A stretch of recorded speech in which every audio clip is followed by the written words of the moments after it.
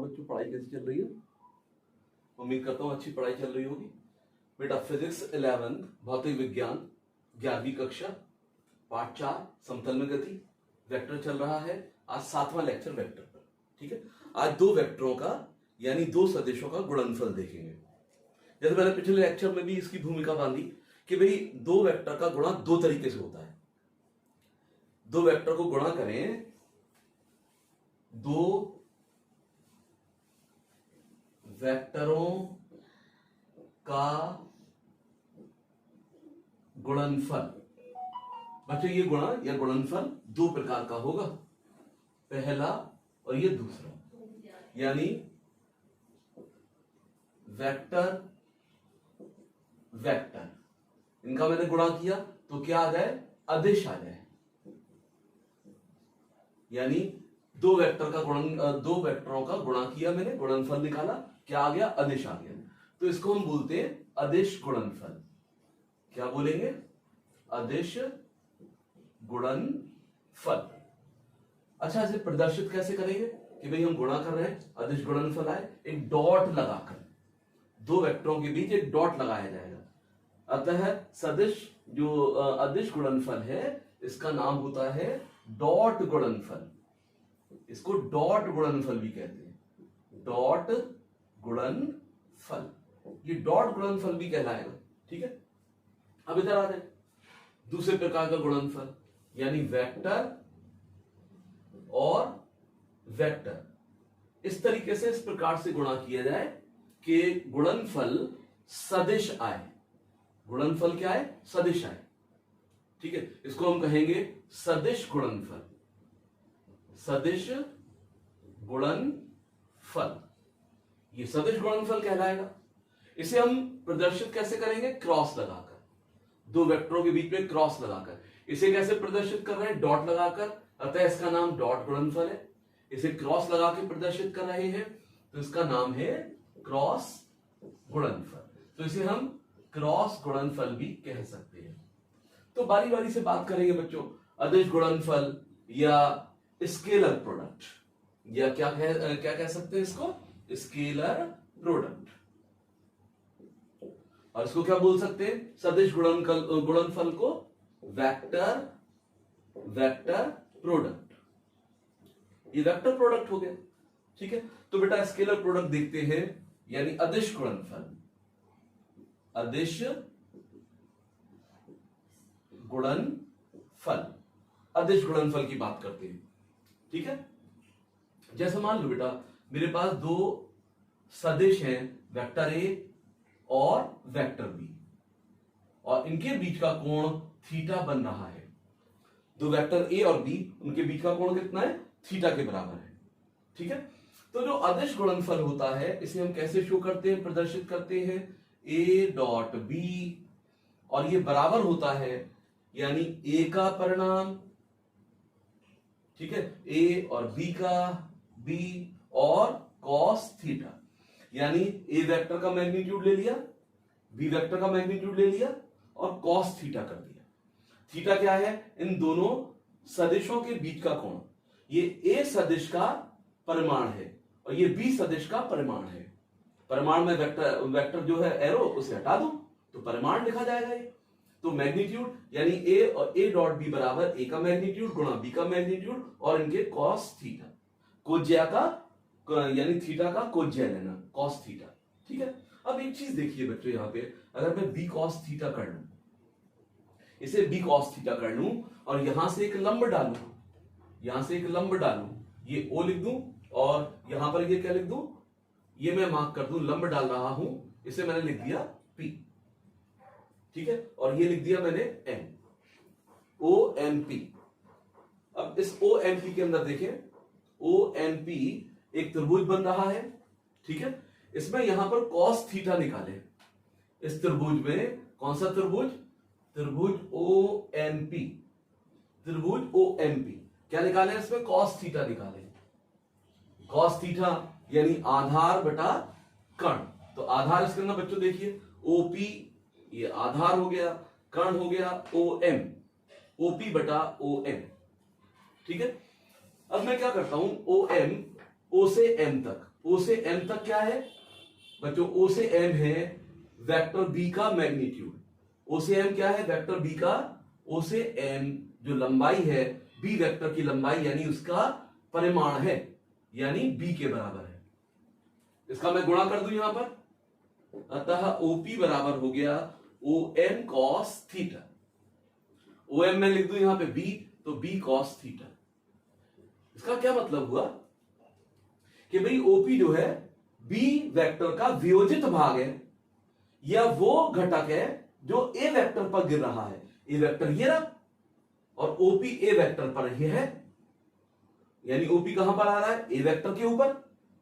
तो B vector का घटक कहां पर आया? ओपी पर, यानी बी कॉस थीटा क्या है? एक तरीके से बी वेक्टर का घटक ए पर। तो मैं लिख सकता हूं ए गुणा, यानी बी का घटक किस पर? ए पर। ये हो गया। तो मैं इसको ऐसे भी कह सकता हूं, यानी जो अदिश गुणनफल है वो किसके बराबर होता है? दो वेक्टरों का अदिश गुणनफल। एक का परिमाण ले ले और दूसरे का पहले वेक्टर पर घटक ले ले, यानी ए का परिमाण ले ले तो बी का ए पर घटक ले ले, मल्टीप्लाई कर दे, गुणा कर दे, क्या आ जाएगा? अदिश गुणनफल आ जाएगा। ठीक है, इस तरीके से मैं यहां पे इसको बोल सकता हूं। या मैं ये भी कह सकता हूं इसकी जो छाया है, यानी एक यहां से लाइट गिराऊं, ये लाइट गिराऊं यहां से, तो ये क्या? ओपी पर इसकी छाया बन जाएगी, ओपी पर छाया बन जाएगी। तो एक तरीके से बी वेक्टर की ए पर जो छाया बन रही है, उस छाया की लंबाई का वेक्टर ए की लंबाई से गुणा कर दे, क्या आ जाएगा? ए डॉट बी आ जाएगा। तो ये एक तरीके से ज्यामितीय अर्थ होता है ए डॉट बी का। ठीक है, ए डॉट बी का ज्यामितीय अर्थ क्या है कि भाई ए डॉट बी बराबर है ए वेक्टर का मैग्नीट्यूड गुणा बी वेक्टर पर ए के घटक, यानी बी के घटक का कहां पर? ए पर। ए वेक्टर पे बी के घटक का गुणा करना है ए के मैग्नीट्यूड से, तो क्या आ जाएगा? ए डॉट बी आ जाएगा। ये क्या होता है? एक तरीके से ज्यामितीय अर्थ। ये क्या हो गया? ज्यामितीय अर्थ हो गया। ठीक है ना, इसके कुछ एग्जाम्पल देखते हैं कि भाई इसके उदाहरण। सबसे पहला उदाहरण, जो वर्क होता है, कार्य होता है, कार्य बराबर W, ये होता है बेटा F डॉट S। F यहां पर बल हो गया, ये क्या हो गया? बल। और जहां F क्या है बेटा? ये बल है, ये बल है। और S क्या है? S क्या है यहां पर? F तो बल है, S विस्थापन। विस्थापन S क्या है यहां पर? विस्थापन।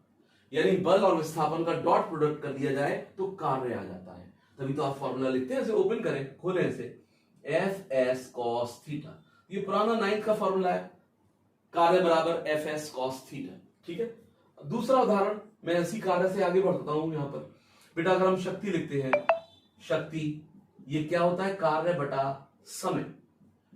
कार्य में समय का भाग लगा दें, शक्ति आ जाएगा। ठीक है, अब कार्य मेरे पास है W, समय T मान लो, W को लिख दो F, W क्या लिख दो? F dot S upon T। Time जो है समय का S में भाग लगा दो, F डॉट S बटा समय। S बटा समय करेंगे, विस्थापन बटा समय करेंगे, तो क्या आ जाएगा? वेग आ जाएगा।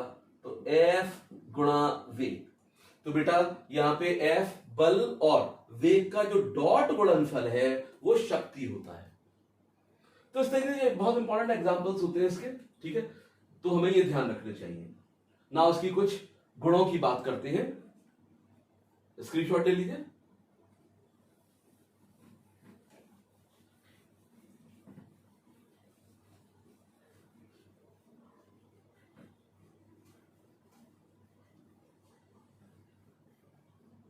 ये जो अदिश गुणनफल है उसके गुणों की या कुछ खास फीचर्स की विशेषताएं लिखते हैं।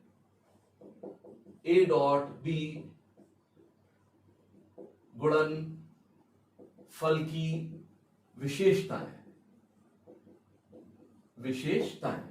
ठीक है, नंबर 1, भाई अगर मान लीजिए दो वेक्टर समानांतर हैं, ए और बी कैसे हैं? समानांतर वेक्टर हैं। ए वेक्टर ये है, बी वेक्टर ये है, ये कैसे है? समानांतर।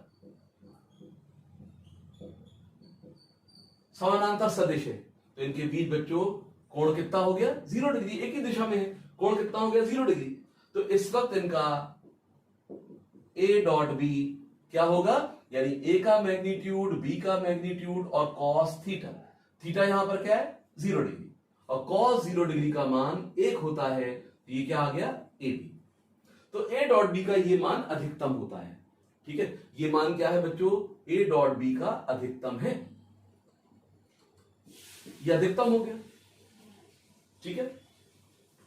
दूसरा, अगर मैं यहां पर दो लंबवत दिशा में वेक्टर ले लूं ए और बी, इनके बीच कितना कोण बन रहा है 90 डिग्री। ए और बी वेक्टर के बीच कोण कितना बना 90 डिग्री, ठीक है। तो इस वक्त ए डॉट बी का मान होगा ए का मैग्नीट्यूड, बी का मैग्नीट्यूड और कॉस 90 डिग्री, और कॉस 90 डिग्री का मान 0, तो बच्चों ये 0 हो जाता है। तो हमेशा ध्यान रखिए दो लंबवत, ठीक है, सदिशों के बीच एंगल कितना बनेगा 90 बनेगा, और दो लंबवत सदिशों का डॉट गुणनफल क्या होगा, डॉट गुणनफल 0 हो जाएगा, ठीक है ना। तीसरा बिंदु देखते हैं भाई, जैसे मैं अभी लिख रहा हूं A dot B, A dot B, अगर मैं उल्टा निकालूं बी डॉट ए, तो ये दोनों के मान बराबर होंगे, ए डॉट बी और बी डॉट ए बराबर होंगे। तो ये एक तरीके से क्रम विनिमय का नियम का पालन करते हैं, क्रम विनिमय के नियम का पालन करता है, यानी जो डॉट प्रोडक्ट है क्रम विनिमय के नियम का पालन करता है। अब ये कैसे हो गया ए डॉट बी, जैसे बच्चों ए ये है वेक्टर, बी वेक्टर ये है, ये एंगल कितना बन रहा है थीटा, मैंने निकाला ए डॉट बी, ए से बी की ओर कोण, ए से बी की ओर कोण, हमेशा कोण जो है एंटी क्लॉकवाइज, घड़ी की सुई की दिशा के विपरीत, ठीक है। इसमें ये कैसा नापा जाता है, पॉजिटिव माना जाता है। नाउ ए डॉट बी तो ए बी कॉस थीटा हो गया, ठीक है। अब अगर मैं इसको उल्टा लूं, अब मैं क्या लूं बी डॉट ए, फिर से मैंने ए और बी वेक्टर बना दिए। अब बी डॉट ए मुझे ये कोण लेना होगा, ये कोण लेना पड़ेगा, ये कोण चूंकि अब सुइयों की दिशा में गति कर रहा है, ये कैसा माना जाएगा, ऋण माना जाएगा, ये कैसा हो जाएगा, ऋण हो जाएगा। अगर ये ऋण लिखेंगे तो एक चीज ध्यान रखना, कॉस माइनस थीटा का मान प्लस कॉस थीटा ही होता है, कॉस माइनस थीटा किसके बराबर, प्लस कॉस थीटा के बराबर ही होगा। अगर मैं इस स्थिति में डॉट गुणनफल निकालूं बी डॉट ए, बी का मैग्नीट्यूड, ए का मैग्नीट्यूड, कॉस माइनस थीटा, तो अगेन क्या आ जाएगा बी कॉस। तो ठीक है बेटा, यहां पर आपने देखा इस तरीके से जो थर्ड प्रॉपर्टी है, यानी ए डॉट बी बराबर बी डॉट ए, ठीक है। अब आगे बढ़ते हैं,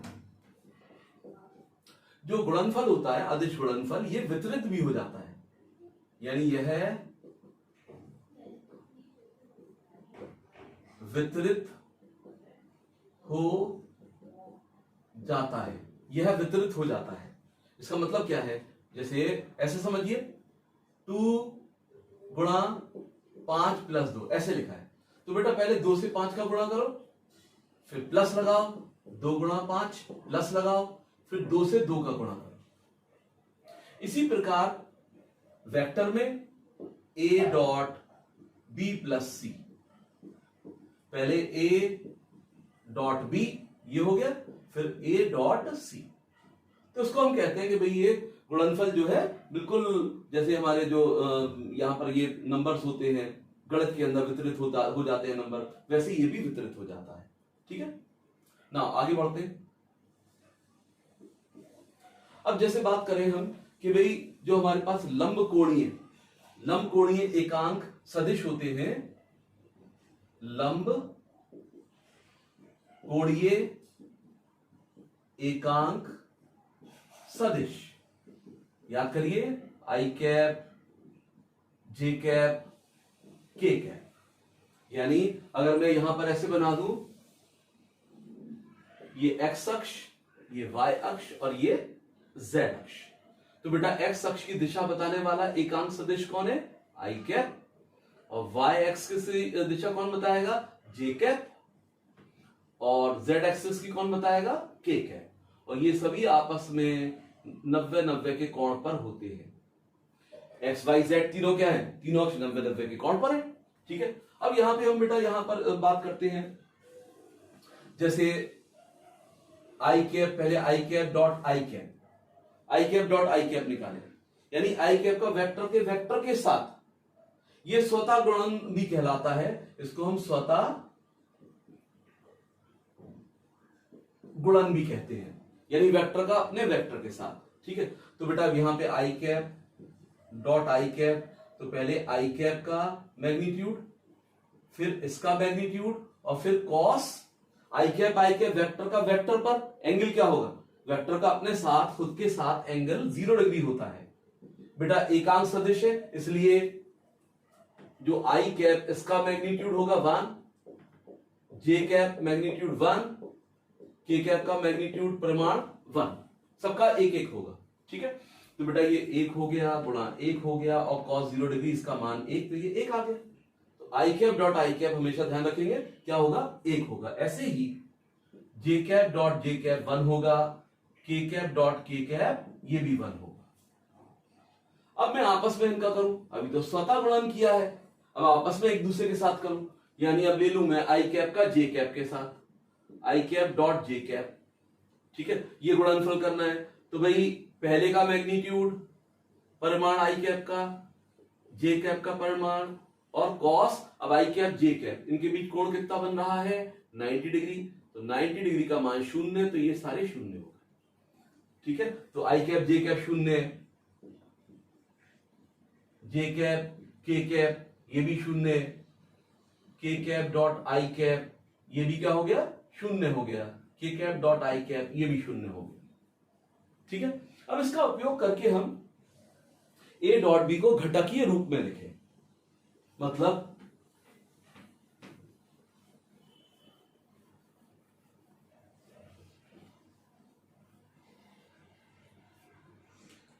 अब यहां पर शायद छठी प्रॉपर्टी है, ए डॉट बी को, इस गुणनफल को क्या लिखना है? घटकीय रूप में, घटकीय रूप में लिखें। ठीक है, कैसे लिखेंगे? सबसे पहले ए वेक्टर, बच्चों ए वेक्टर को मैंने तीन एक्स अक्ष, वाई अक्ष और जेड अक्ष, इसमें इसको विभाजित किया, तोड़ा, जैसे 500 रुपए का खुला कराया आपने। ठीक है, तो एक हो गया ए एक्स आई कैप, ए वाई जे कैप और ए जेड के कैप, यानी 500 को आपने खुला कराया, बांट दिया 200, 200 और 100 रुपए मिला दोगे, फिर से 500 रुपए आ जाएगा। ठीक है, ऐसे ही बी वेक्टर, बी एक्स आई कैप, बी वाई जे कैप और बी जेड के कैप। अब मुझे इनका अदिश गुणनफल लेना है। अब मैं अदिश गुणनफल चाहता हूं, तो मुझे निकालना है ए डॉट बी। क्या निकालना है? A dot B. तो सबसे पहले मैं ये गुणा करूंगा, तो ए एक्स बी एक्स, जो इनके नंबर है, मैग्नीट्यूड है, पहले उनको अलग कर लो। यहां पर वेक्टर का एक साथ लिखो, आई कैप डॉट आई कैप। ठीक है, अब ये करो गुणन, यानी ए वाई बी एक्स ये एक साथ लिख लिया, और आई कैप डॉट जे कैप ये लिख लिया। अब ये गुणनफल करो, ए जेड बी एक्स आई कैप डॉट के कैप। ठीक है, ऐसे ही अब यहां पे अभी मैंने बी एक्स आई कैप का तीनों से गुणा किया, इस पद का तीनों से गुणा किया, अब इस पद का तीनों से गुणा किया जाएगा, फिर इस पद का तीनों से गुणा किया जाएगा। हर बार गुणा करने पे 3-3 पद आ जाएंगे, जिसमें आप देखेंगे 2 शून्य हो जाएंगे। ठीक है, करते हैं हम। जैसे मैं ये लेता हूं, पहले इसका ए एक्स बी वाई जे कैप और आई कैप ये लिख दिया। ठीक है, चाहो तो ब्रैकेट लगा दो, प्लस अब ए वाई बी वाई जे कैप डॉट जे कैप ये कर दिया ऊपर, अब इधर कर दिया ए जेड बी वाई जे कैप के कैप, ये आ गया। अब ऐसे ही अब इसकी बारी है तीसरे टर्म की, तीसरे पद की, ये करते हैं गुणा ए एक्स बी जेड, ये हो गया, और आई कैप डॉट के कैप, आई कैप डॉट के कैप। अब दूसरे से करते हैं इसको, ए वाई बी जेड के कैप डॉट जे कैप, के कैप डॉट जे कैप, ठीक है। फिर करते हैं ऊपर ए जेड बी जेड के कैप डॉट के कैप। अब देखो जो आई कैप जे कैप के कैप, ये तो एक होते, यानी ये एक हो गया, ये एक हो गया, ठीक है, और के कैप ये एक हो गया। बाकी आई कैप जे कैप शून्य, आई कैप के कैप शून्य, जे कैप आई कैप शून्य, जे कैप के कैप शून्य, आई कैप के कैप शून्य, ये भी शून्य, यानी कि शून्य वाले टर्म तो चले गए। क्या बचा? एक टर्म ये बचा, एक टर्म ये बचा, और एक टर्म ये बचा। तो तीन पद आ गए, ए एक्स बी एक्स, और आई कैप 1 होता है, प्लस ये कौन बचा? ए वाई बी वाई, ये 1 होता है। ऐसे ही ए जेड बी जेड, ये आ गया। तो ए डॉट बी को मैं घटकीय रूप में लिखूं तो ऐसे लिखा जाएगा। अब इसका उपयोग क्या होगा? इसका उपयोग क्या होगा? उपयोग बेटा इसका बेसिकली मूलतः इसका उपयोग हम दो वेक्टरों के बीच कोण निकालने में करते हैं। तो सातवां इसकी जो विशेषता या गुण है,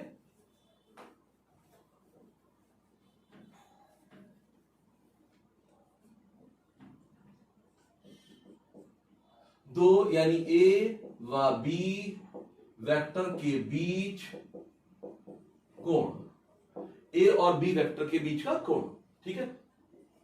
ये बेटा हमने अभी लिखा ए डॉट बी किसके बराबर? A B cos theta. अगर मैं यहां कॉस थीटा लिखूं, कोण को कॉस थीटा के रूप में निकालूं, तो ए डॉट बी बटा ए बी।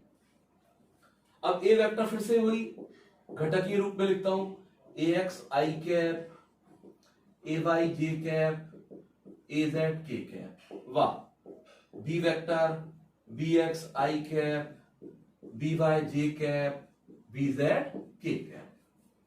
बेटा इसका ए डॉट बी हमें पता ही है, यानी कॉस थीटा,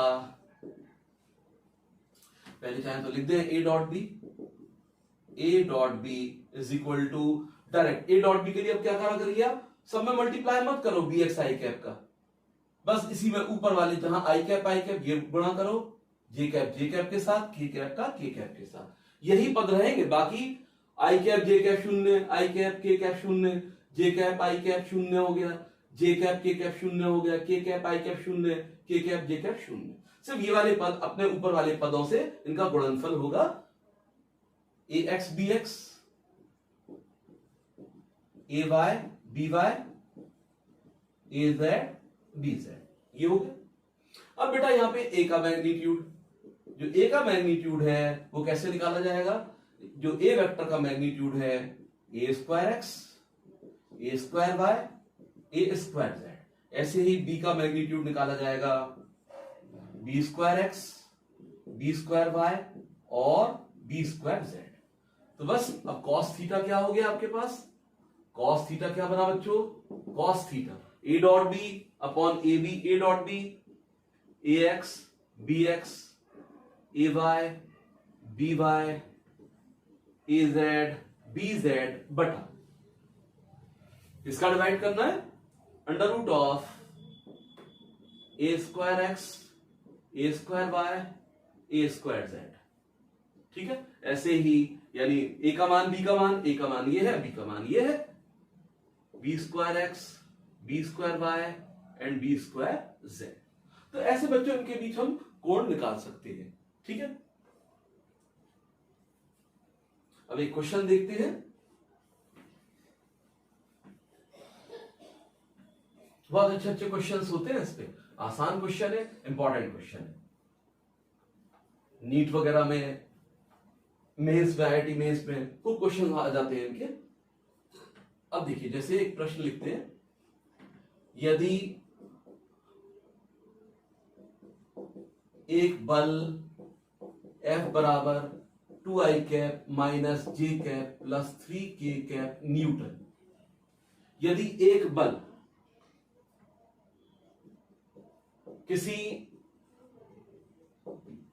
बिंदु में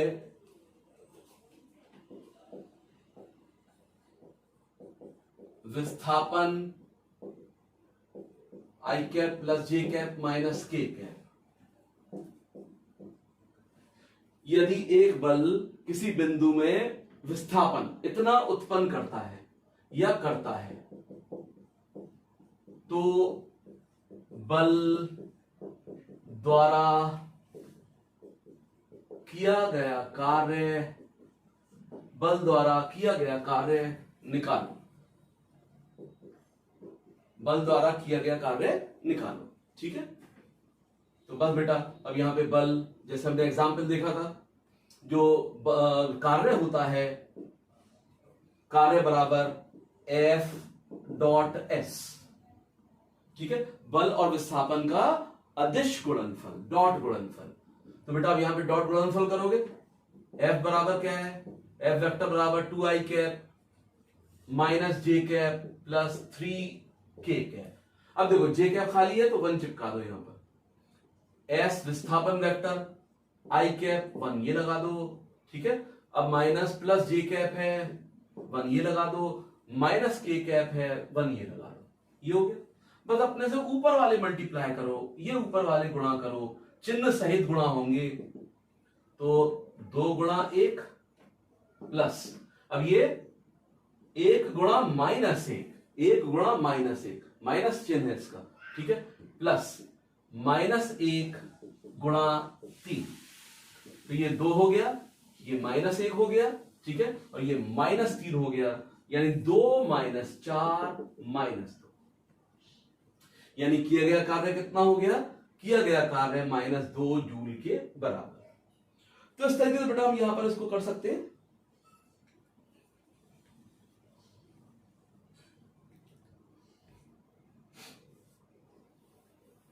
एक प्रश्न और देखते हैं।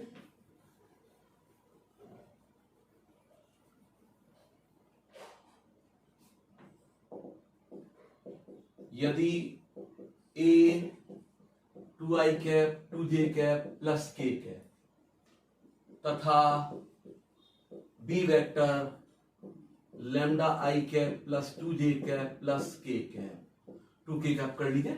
ठीक है, यदि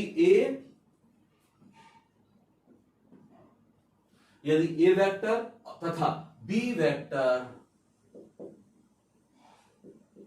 एक दूसरे से लंबवत है, तो लैम्डा का मान ज्ञात कर।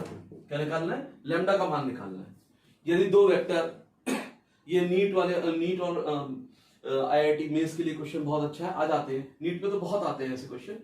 तो बेटा ये हमें पता ही है जो इनके गुण विशेषताएं हैं, A डॉट B, अगर इनके बीच A और B के बीच 90 का कोण बनता है तो ये मान क्या हो जाएगा, 0 हो जाएगा।